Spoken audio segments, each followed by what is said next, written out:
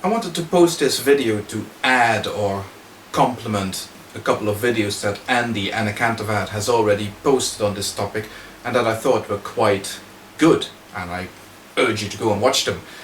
But in any case, what this is about is the notion that people who are Islamophobic, who make a point of being vehemently opposed to Islam and to see it as something that needs to be fought and that see Muslims as a problem, that those people are effectively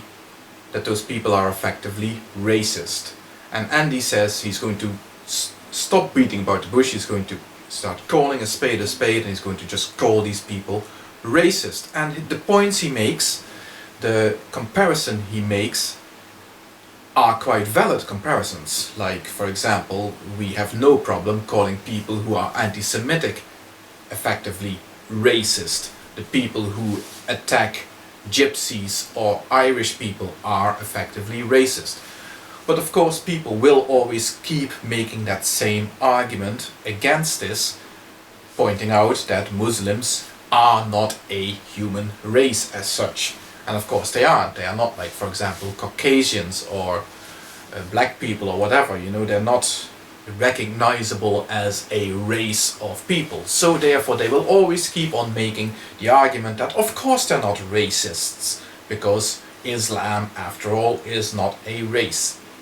Similarly, in a recent video of mine, in which I was berating my fellow countrymen, the Limburgers, for the way they've been voting in the recent Dutch elections, somebody pointed out that it wasn't right of me to call Geert Wilders a neo-fascist, because after all, fascism originates in Italy and it is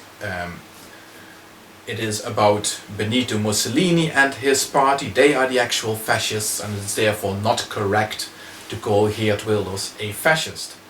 Now let's just for a moment indulge such arguments and say, okay, fair enough, you cannot call Islamophobia racist because after all Muslims aren't a race.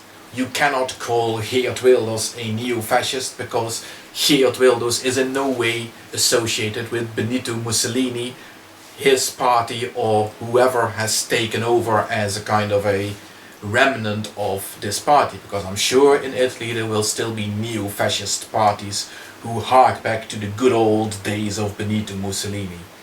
No doubt there will be real fascists in Italy. So Geert Wilders is not a fascist. Islamophobes are not racists. I cannot help then to look at such people, and I have to then ask the following question.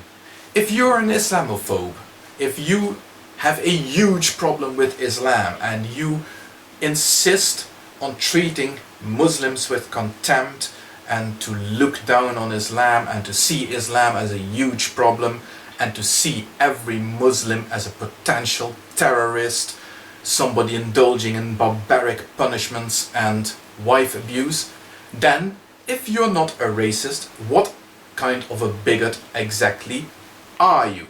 Because we need to be able to call a spade, and if you reject the label of racist, then what label will we assign to you? Because this is what is actually going on, people. By making these vacuous arguments against how it is not right to call an Islamophobe a racist, how it is not right to call Geert Wilders a neo-fascist, of course they are distracting the argument away from the fact that these people are undeniably bigots. And the word bigot is simply not narrow enough to describe exactly what we're dealing with. So if racism is a term to which you object, and you are a bigot, then what shall we call you? Please let me know.